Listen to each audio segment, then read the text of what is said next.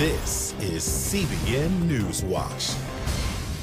And thanks for joining us for CBN NewsWatch. I'm Heather Sells. The coronavirus has now taken 2 lives in the U.S., and new cases are popping up in New York, Florida, Illinois, Rhode Island, and Washington State. The second death came out of Washington. There are 10 confirmed cases of the coronavirus in the Seattle area. Researchers say it may have been circulating for weeks undetected. Residents in Seattle say they are staying cautious but not panicking. We don't know how you get it. We have no protection against it. So that's something to worry about. Suddenly it alerts you that you need to take this seriously. They don't seem to be frightened yet, but I think a few more cases and we're going to begin to think about that. If you're sick, stay home. If you have a temperature, stay home. If you need medical attention, get some medical attention. There are currently at least 91 cases of the coronavirus in the U.S. And joining us now is our health reporter, Lori Johnson, with more. Lori, so now that we are seeing these confirmed cases, even 2 deaths in the U.S., what are health experts saying about what the risk is for Americans? Well, the Centers for Disease Control and Prevention did update their risk assessment for the United States. They say for the general public, the risk of infection from the coronavirus remains low. However, they say that if you live in one of these communities where there is community spread, your risk is relatively low. If you are a healthcare worker and you are caring for someone who has COVID-19, your risk is elevated. If you are in close contact with someone who has it, your risk is elevated. And if you travel to an area, another country, where there is community spread, your risk is elevated. The CDC plans on updating this risk assessment every day. Oh, well, that is good.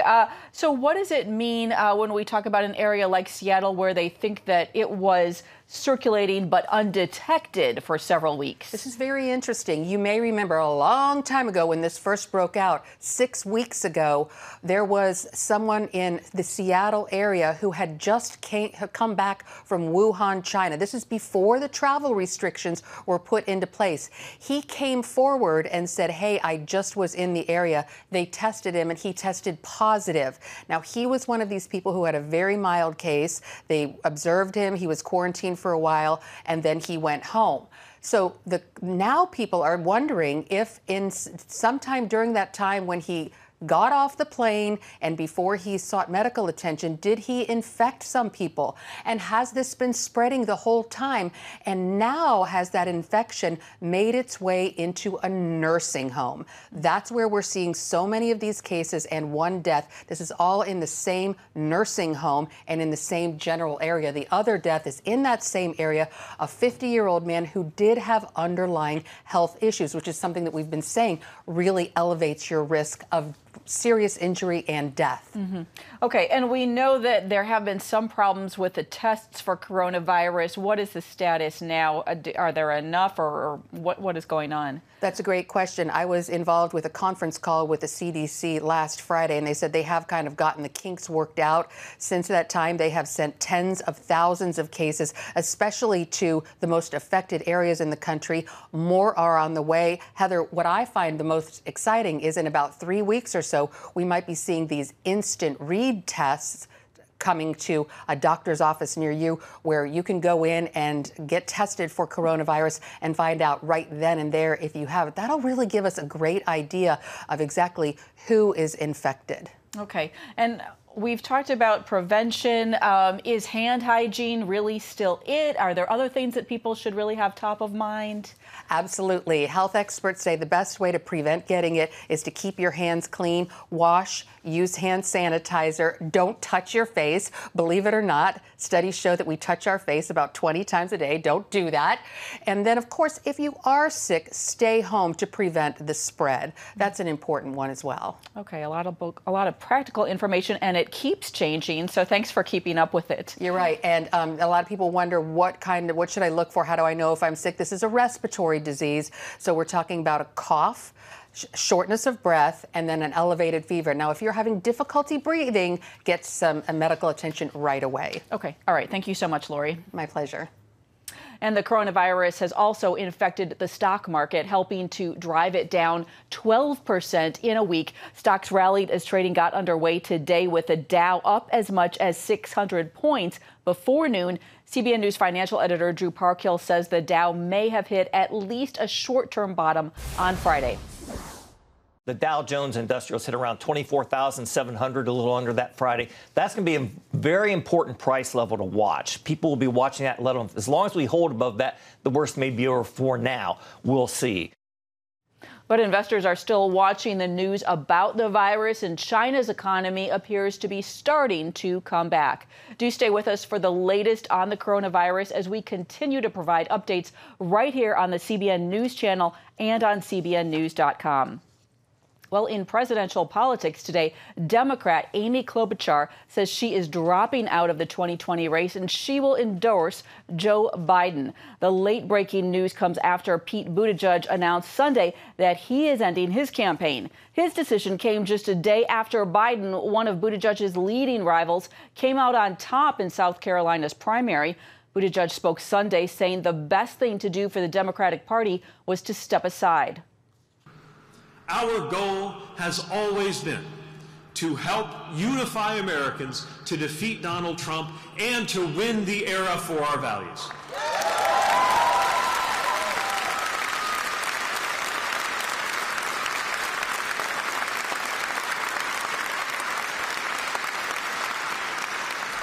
And so we must recognize that at this point in the race, the best way to keep faith with those goals and ideals is to step aside and help bring our party and our country together. You may recall 24 Democrats originally entered the race for the presidential nomination. Tomorrow may be the single most important day in the 2020 primary season. Voters in 14 states will choose approximately 1/3 of the available Democratic delegates. David Brody, CBN's chief political analyst, joins us now with a look ahead. David, the conventional wisdom right now is that this is a race between Bernie Sanders and Joe Biden. You just interviewed former Trump guru Steve Bannon, who warned that Michelle Obama or Hillary Clinton are waiting in the wings. And then we've, of course, got Mike Bloomberg, who's spending incredible amounts of money on those Super Tuesday TV ads. What is your take on where the race is at right now?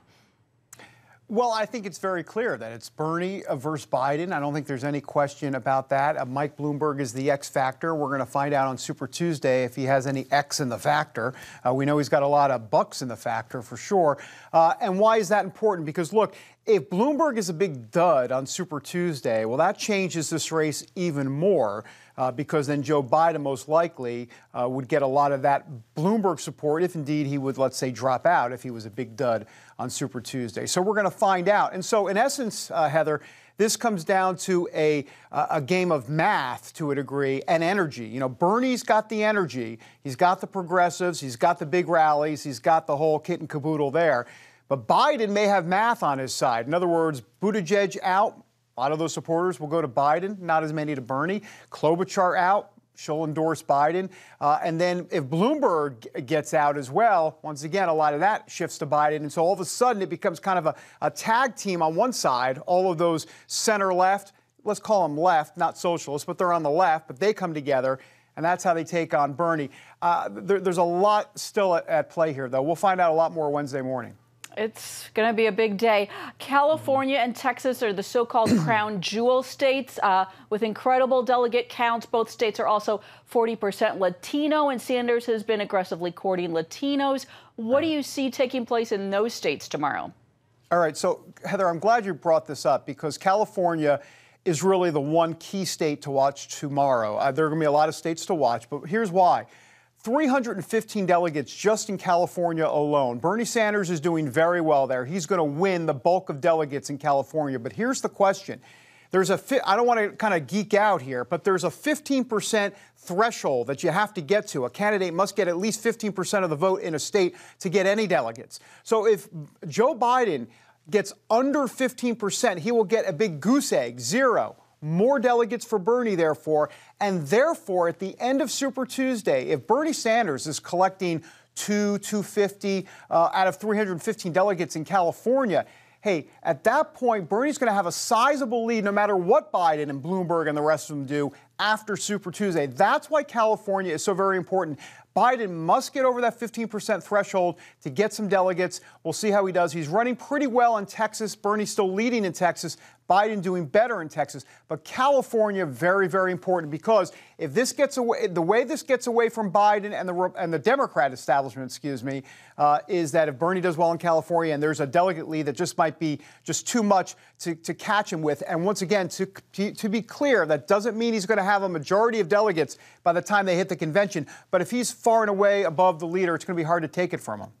Okay, eye on California tomorrow, absolutely. And then also, it's so interesting, you've got President Trump campaigning in Charlotte, North Carolina tonight. He's creating his own narrative alongside the Democratic contests. What do you see as his main message to voters right now? And who do you think he wants to go toe-to-toe with in November?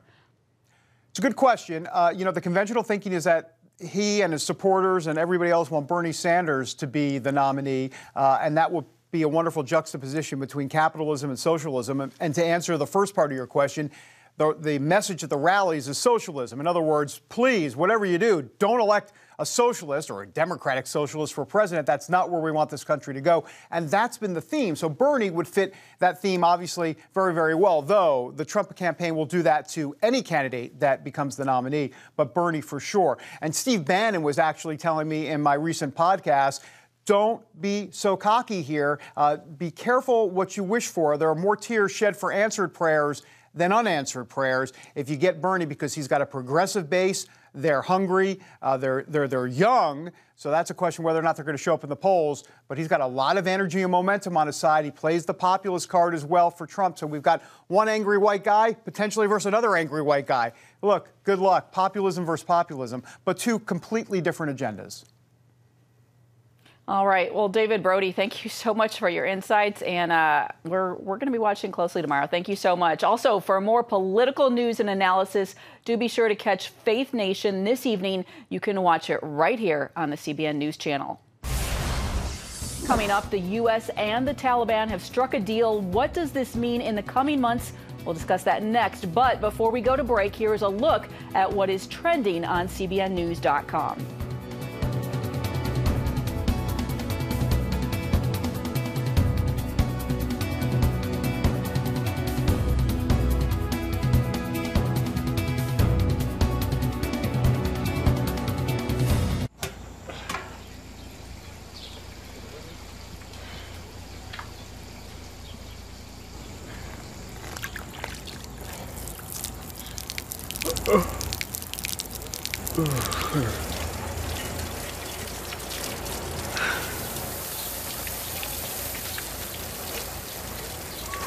Life is better with a good night's sleep.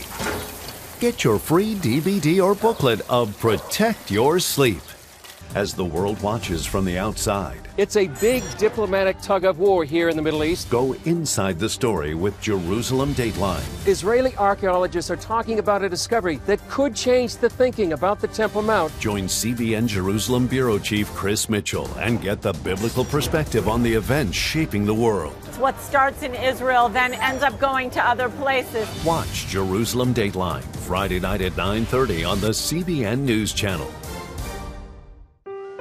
Life. It's meant to be lived fully. Jesus said it. I came to give you life. Life to the fullest. Life in your family. Life in your finances. Life in your body, mind, and spirit. Life in your everyday.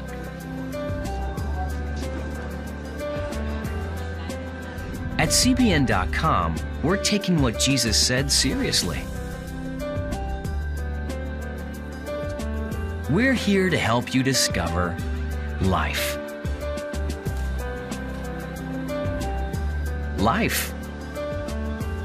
Live it fully. CBN.com.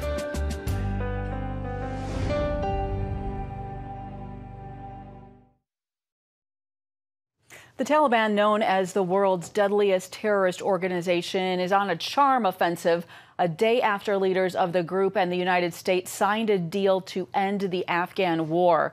The Taliban's top negotiator met with diplomats from Turkey, Russia, Uzbekistan, Indonesia, and Norway hours after Saturday's accord signing ceremony in Qatar.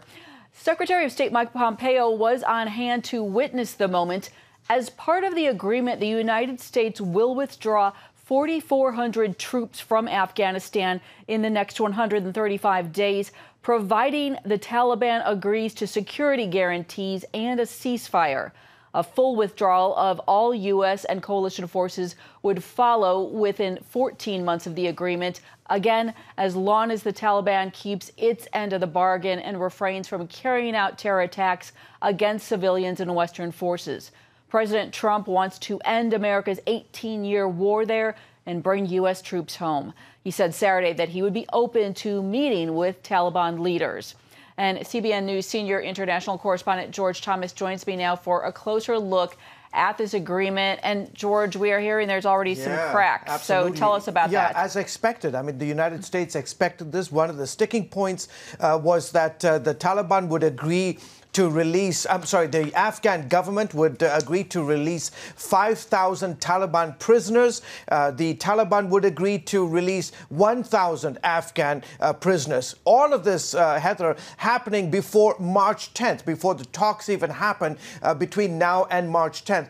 The United States should have expected this. This was a major sticking point. Why? Because you have 5,000 hardened, battle-hardened fighters who, many of them have the blood of American soldiers on their hands, many of them who were involved with killing thousands of Afghan civilians over the last 18 years. These are some of the hardest core Islamic militants. And for the Afghan government to say, oh, suddenly we're going to release 5,000 of these guys, because remember, the Taliban, their numbers are shrinking, even though they still have huge support and control over the country. So this was a major sticking point, and they've got to figure out how they're going to overcome this particular hurdle of the agreement between now and March 10th.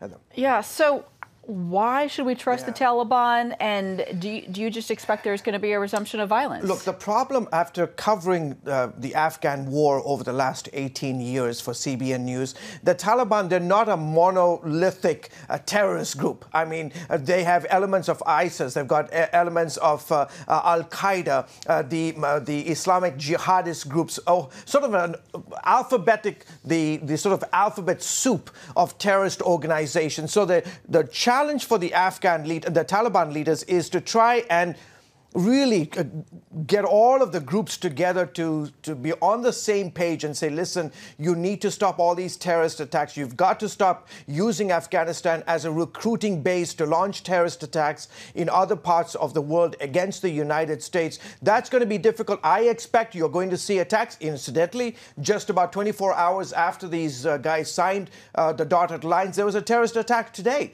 in eastern part of Afghanistan at a soccer stadium.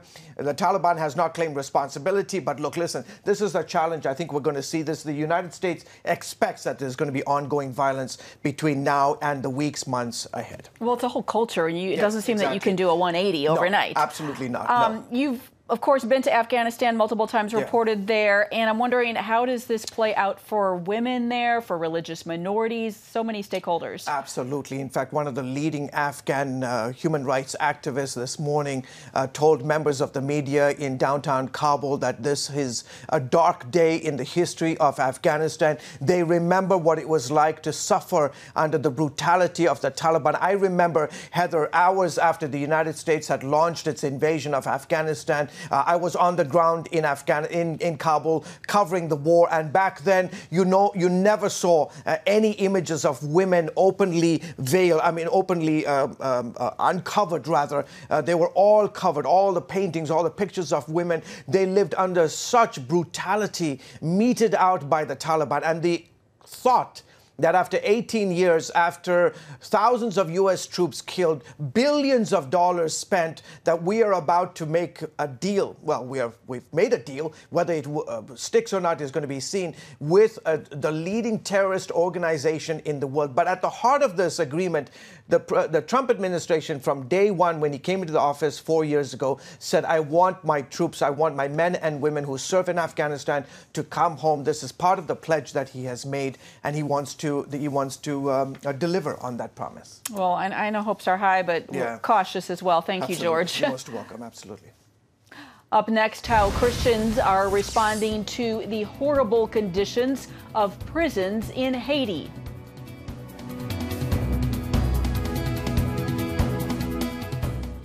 On October 1st, 1961, history was made when a tiny station began transmitting the first signals of the Christian Broadcasting Network. CBN, the Christian Broadcasting Network. And now, a new era has begun with the all-new CBN News Channel. Just moments ago, the Iron Dome intercepted an incoming rocket right on the Gaza border. And ministering in this area, spiritual warfare is definitely involved. A 24/7 news network, bringing you the news you want from a source you can trust. In Kenya, 40% of the medical services are actually provided by these Christian hospitals. Let's talk about the economy. Believers here are joining together to win people to Jesus Christ. All your favorite shows now in one place. Go to CBNNewsChannel.com to find out how to get the CBN News Channel on your TV all day, every day. CBN News.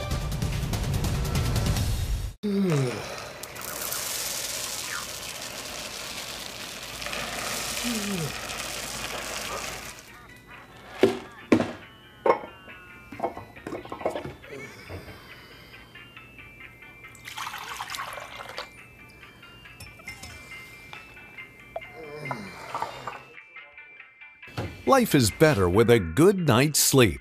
Get your free DVD or booklet of Protect Your Sleep today. Life. It's meant to be lived fully.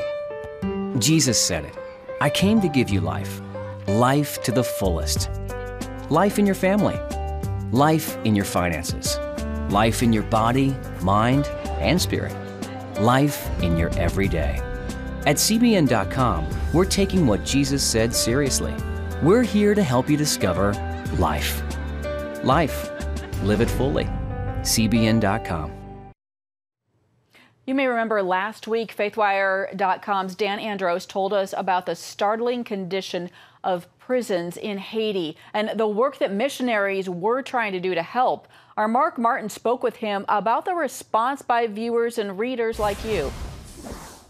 Dan, last week you told us about the beyond deplorable conditions in Haitian prisons. Remind us again just how bad, but I understand you have an encouraging update for us. Yeah, that's right. And the conditions are horrific, Mark. And, you know, as we saw from Christian missionary Kate Bartow, who FaithWire has reported on multiple times in the past, and just the stuff that she's doing down in Haiti to help Haitians. She hadn't, after being there a long time, she'd never been into one of the prisons. It's hard to get access there. And you can see why after she finally did get it. You know, they jam 50, 60 people in a cell. And, you know, they don't have anything to sleep on, no furniture. They're sleeping on concrete. There's no bathroom or toilet to go in. So they just go in a bucket, and they literally, the lowest person on the totem pole there will literally sleep next to this bucket of, you know, that 50 or 60 people have to go to the bathroom into. So you can imagine how horrible that is. And food is, unless somebody has a relative who will bring them food, you know, obviously it's such a poverty-stricken country that it's hard enough for some people to get food for themselves, let alone to send to prisoners. So so they don't eat very well. It's really hot. There's no ventilation. They're all basically just in their underwear. So even though some of these people have committed crimes, it's, you know, it's still deplorable conditions that nobody should be living in. But after we ran this story, Mark, Kate raised through her GoFundMe almost $6,000. And so she was able to, you know, put that to good use. Wow, that is awesome. So then what were the missionaries able to do? Yeah, so Kate immediately went and rallied some of her friends down there. She's still up here in the States right now, but she rallied some of her friends down there in Haiti, and they cooked up a huge meal, which we have pictures of on FaithWire and here, and it was just phenomenal. And I've had the food down in Haiti, a home-cooked meal, and it's delicious stuff. And the report on the ground there was that the prisoners were overjoyed by this meal. They weren't expecting it. And so, you know, above everything, they ate till they couldn't eat anymore, is what Kate told me. But above everything, they were mostly just thrilled that, you know, somebody through this kind act, made it, aware to them that they are not forgotten, that somebody actually was thinking of them. Yeah, we're looking at the wonderful pictures there and the video of all that food. What a huge blessing. Now, how about things moving forward, and how can folks still help? Yeah, well, Kate just did this sort of GoFundMe on a whim after she saw these conditions. She was just feeling upset about it. So you can still donate to this GoFundMe. It's still up. You can find that on faithwire.com, or if you search GoFundMe, I think something like Haiti and prisoners, you'll see it with Kate's name on it. But Kate, after talking to her, she is hoping to establish something, maybe set up an organization or do something a little more concrete to help people, find a way to contribute if they want to for more ongoing and more sort of official efforts through the things that she's doing down there in Haiti. All right, Dan Andros with faithwire.com. Thanks so much for the positive updates. Great to hear. All right, thanks, Mark.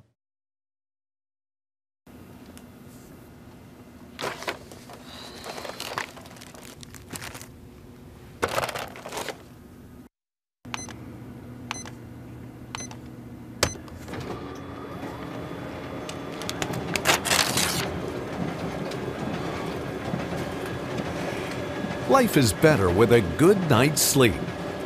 Get your free DVD or booklet of Protect Your Sleep today. I'm Ephraim Graham, and this is Studio 5.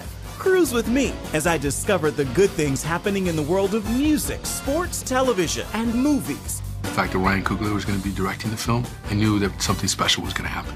We'll chat with artists at the forefront of entertainment and explore the connection between popular culture and faith. I asked my pastor, I said, well, does that mean I'm supposed to be a preacher? He says, well, no, you already have a pulpit. Watch Studio 5 Wednesday night at 9:30.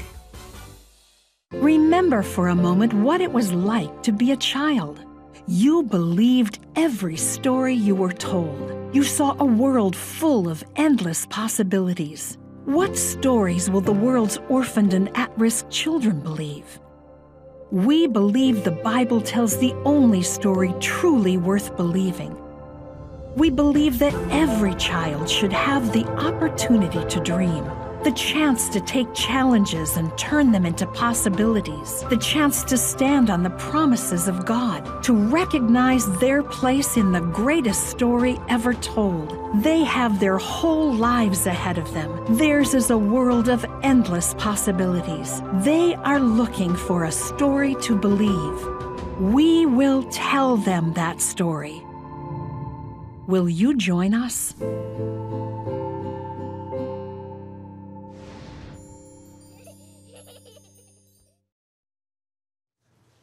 Bible speaker and author Beth Moore recently shared how her faith helped her overcome the childhood trauma of sexual abuse. Moore appeared on Ainsley's Bible Study with Fox and Friends co-host Ainsley Earhart.